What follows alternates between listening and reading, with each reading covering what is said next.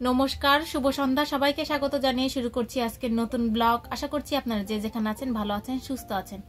আজকে এত ঠান্ডা পড়েছে, ঠান্ডার জন্য সারাদিন তো শুয়ে বসেই কাটিয়েছি। ভেবেছিলাম ভিডিও করব না, তারপর দিব্যুর মা ফোন দিল, তার বলল যে কনসার্ট হচ্ছে আমাদের এখানে, কনসার্টে যাওয়ার কথা বললো। এখন ঘুম থেকে উঠে বসে পড়েছি। সারাদিন যা শীত ছিল সেটা মনে ভেঙে গেছে।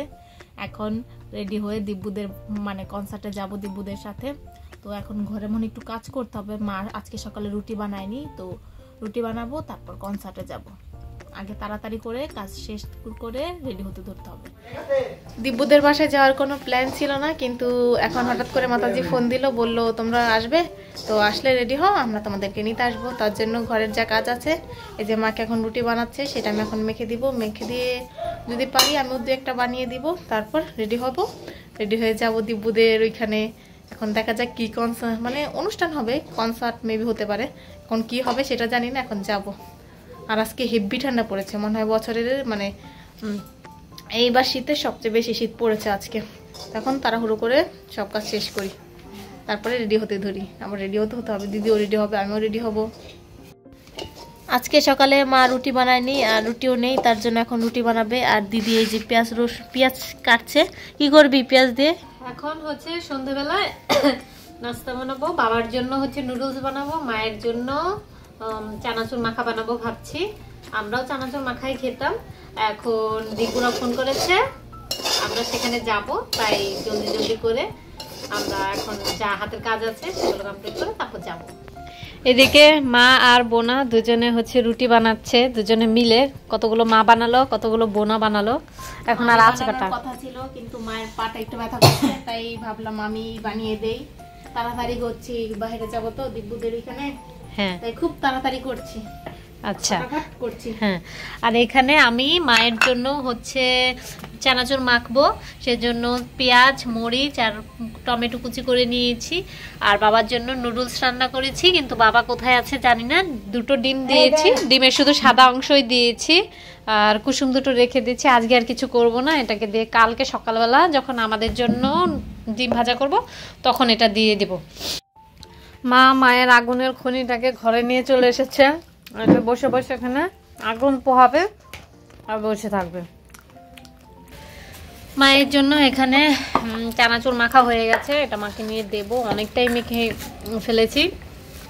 মা মানে যতটা খাবেও না, পরে তো হয়তো আমি আর বোনা খেয়ে নিতে পারি। আর বোনার এখনো পর্যন্ত রুটি বানানো বাকি আছে, এইগুলো ফ্রিজে রেখে দেবো। এই তিনটা বাবার জন্য বাইরে রেখে দেবো। বাবা একটু পরে যখন মানে একটু পরে না, রাতে যখন খাবে তখন।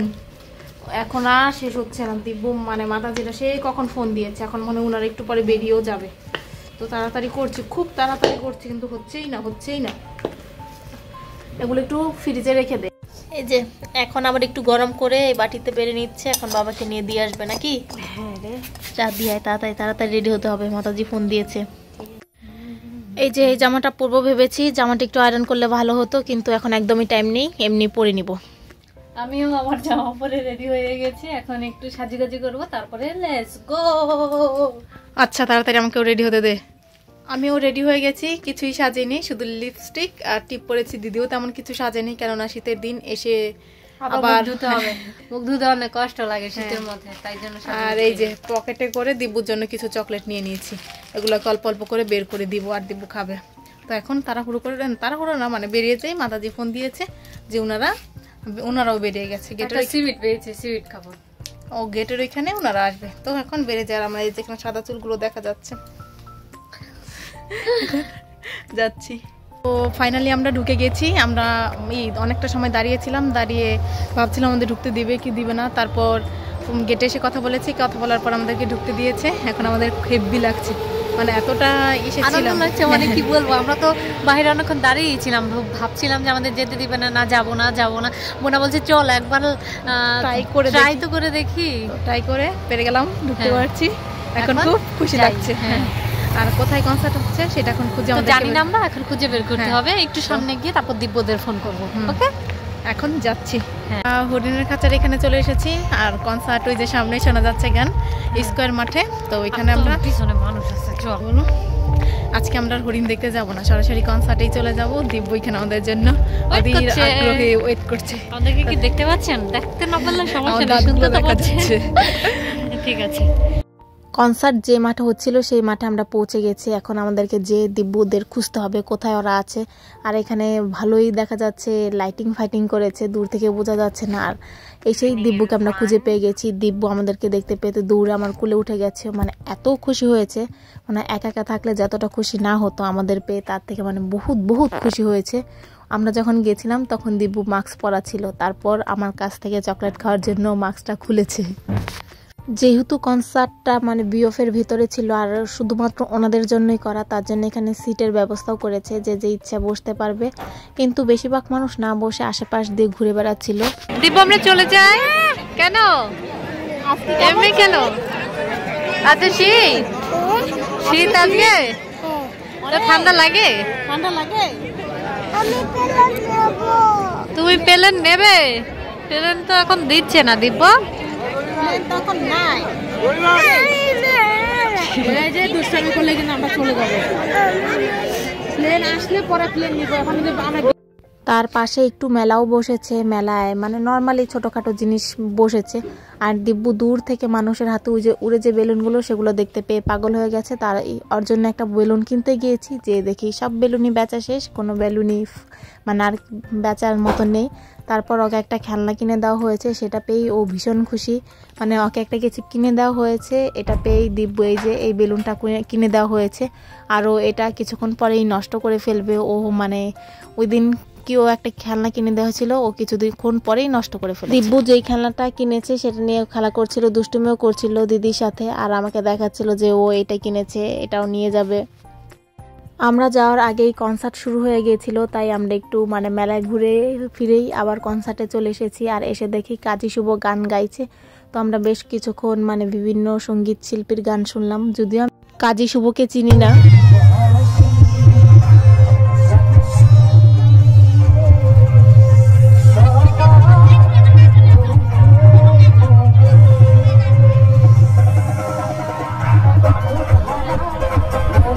বাইরে তো আজকে ভীষণই ঠান্ডা পড়েছে, তার জন্য আমি দিদি একেবারে নাক মুখ ঢেকে রেখেছি, যাতে বাহিরের বাতাসটা কম লাগে আর এতে মানে ঠান্ডা লেগে যাওয়ার সম্ভাবনা আছে। দিদির তো একেবারেই ঠান্ডা লেগে গেছে, যদিও আমার একটু কম ঠান্ডা লেগেছে। কাজী শুভ গান গেয়ে যাওয়ার পর সায়রা রেজা এসেছিল, উনি খুব সুন্দর গান গেয়েছে। আর ওনার গান শুনে দিব্য তো নেচে ফাটিয়ে দিয়েছে।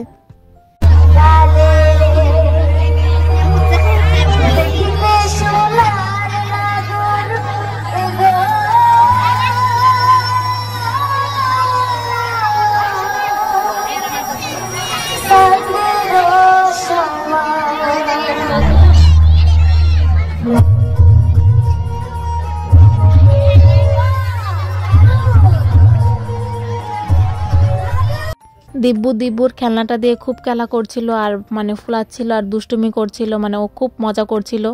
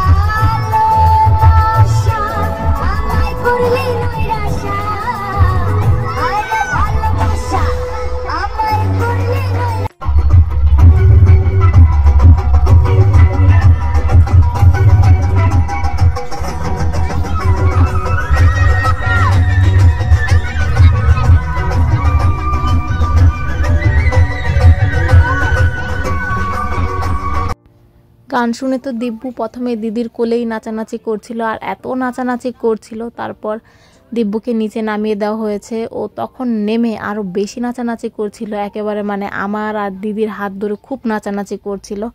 ও মানে হেব্বি মজা পেয়েছে। মনে হয় না এত মজা এর আগে কখনো পেয়েছে। মানে এত নাচানাচি করেছিল, নাচানাচি করতে করতে ওর পিপাসা পেয়ে গেছিল, তারপর ও চলে গেছিল। মানে পিপাসা পেয়ে যাওয়ার পরে ও আর থাকতে চাইছিল না। মাতাজিও ভাবতে পারেনি যে ওর এত পিপাসা পেয়ে যাবে। যদি জানতো ও এত নাচানাচি করবে তাহলে ওর জন্য জল নিয়ে আসতো। আর জলের মানে যখনই ওর পিপাসা পেয়েছে তখনই ও আর থাকতে চাইছিল না।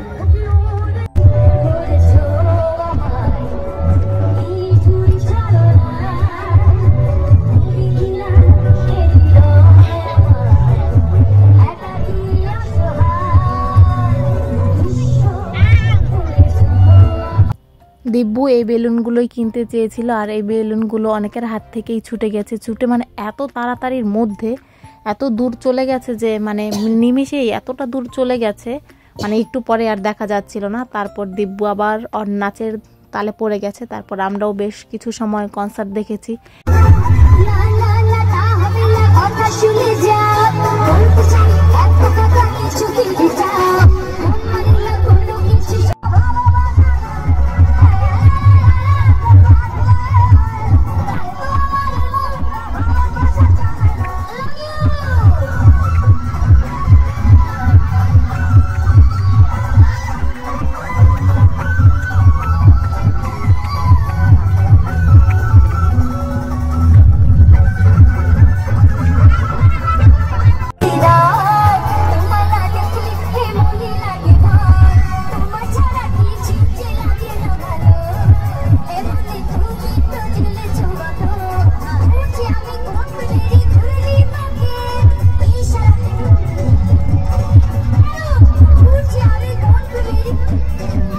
সায়রা রেজা গান গেয়ে চলে যাওয়ার পর অবন্তী শীতে গান গাইতে আসলো, মানে মঞ্চে আসলো। উনি অনেকটা সময় গান গেয়েছে, কিন্তু আমরা থাকতে পারিনি, কেননা ও যে দিব্যুর জন্য চলে যেতে হয়েছে।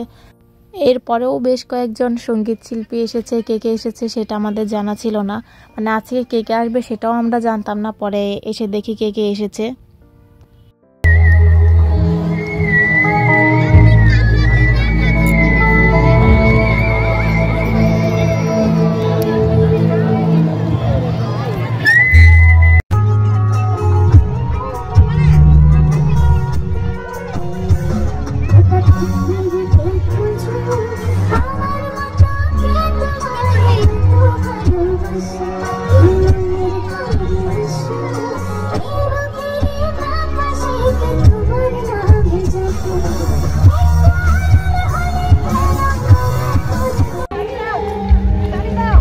আমরা চলে যাব। কেন যাব না? বাসায় যাব, বাসায়। দিব্যু ছেড়ে দাও, আমরা বাসায় যাব। দিব্যি, দীপ ছাড়ো, আমরা চলে যাই। এই দিব, বাসায় যাব, বাসায়, আমার বাসায় যাব। এখন বাজে 9:52। আমি আর দিদি বাড়ি ফিরে যাচ্ছি। দিব্যুদের বাসায় একটু গিয়েছিলাম। দিব্যু অনেক কান্না করছে, আর আমাদের মনে হচ্ছে দেখাই যাচ্ছে না। ওই বাইরে এত ঠান্ডা, এত ঠান্ডা, কি বলবো। তবে ভালো আনন্দ হচ্ছিল, দিব্যু অনেক নাচানাচি করছিল। আর একটু থাকতে পারলে ভালো হতো, কিন্তু দিব্যুই থাকছে না বলে আমরা চলে যাচ্ছি। আর পিপাসা পেয়েছে তাই ও চলে গেল, তো আমরাও চলে যাচ্ছি। আর এত ঠান্ডা লাগছে বলে আমি ওই চাদর দিয়ে মুখটা ঢেকেই নিয়েছি, নাকটা ঢেকে নিয়েছি। এমনিতেই আমি নিঃশ্বাস নিতে পারছি না, আমার ঠান্ডা লেগেছে। তো এখন বাড়ি যাচ্ছি। হ্যাঁ, বাড়ি যাই তাড়াতাড়ি। হ্যাঁ, এখন বাজে কটা? 10:14। আমরা কনসার্ট থেকে চলে এসেছি। এসেই এই যে এখানে ভাত বসিয়ে দিয়েছি, আর এখানে রুটি ভাজার জন্য তাওয়াটা বসিয়ে দিয়েছি। গরম হলেই রুটি ভাজবো। আর দিব্যু তো আমরা অনেকক্ষণ ধরেই চলে আসতে চাইছিলাম, দিব্যু আসতে দিচ্ছিল না। দিব্যু বলছে আজকে ও অনেকটা কান্না করেছে। এখন অবশ্য এত কান্না করে না ওদের বাসা থেকে যখন চলে আসি। ও বলছিল কিছুদিন আগে আমরা পিঠা খেতে গিয়েছি, ও বলছে থাকো থাকো, পিঠা বানাবে, পিঠা বানাবে। মানে বলছে, আমরা বলছি আমরা কি খাবো? ও বলছে পিঠা খাবে, পিঠা। মানে ওর মনে আছে যে আমরা ওদের বাড়িতে যে পিঠা খেয়েছিলাম অনেক। তো এখন আগে বাবাকে রুটি দিব, রুটি দিয়ে ফ্রেশ ট্রেশ হবো, হয়ে তারপর বাকি কাজ করব। যে দিদি এখানে জানি কি করছে বসে বসে, তো মানে থালাবাটি মাজছে এখন। মানে আগে আমি রুটিটা ভেজে নিই, তারপর দেখা যাক কি করি। খাওয়া দাওয়া শেষ করে সমস্ত কাজ শেষ করে চলে এসেছি, এখন ঘুমাবো। আর কারেন্টটাই চলে গেছে, ঘরটা একটু অন্ধকার হয়ে গেছে। ঘুমানোর আগে মশারিটা টাঙিয়ে নিব। আর দিদি ওই যে ওই দিন জুতোটা কিনে নিয়ে এসছে, সেটা দিয়ে দুষ্টুমি করছে আমার সঙ্গে, বিছানাতেই রেখে দিয়েছে, এখনো নামায়নি। তো এই যে নামিয়ে ফেলছি যেভাবে ওই যে নিচে ফেলে দিয়েছে, দাঁড়ান দেখাচ্ছি। তারপরে ঢুকে এই যে জুতোটা দিদি এই যে এখানে ফেলে দিয়েছে, দিদি ফেলে দিয়ে এইভাবে ঘুমাতে দিদি এখন ঘুমিয়ে থাকবে। আমাকে মশারিটা টাঙাতে হবে, মশারিটা টাঙিয়ে আমিও ঘুমিয়ে থাকবো। ভিডিওটা আমি আজকে এখানেই শেষ করছি। যদি কিছু ভালো লাগে লাইক কমেন্ট শেয়ার করবেন। দেখা হচ্ছে পরবর্তী কোনো ভিডিওতে, ততক্ষণ পর্যন্ত ভালো থাকবেন, সুস্থ থাকবেন। ওই যে দেখেন কম্বলের ভেতর থেকে আবারও মাথাটা বের করে নিয়েছে। আর ইদানিং খুব ভিডিও বলে, খুব কারেন্ট যাচ্ছে। ঘুমাচ্ছিস না দেখি, আবার ফোন চালাচ্ছিস। তো বাই, টাটা, গুড নাইট।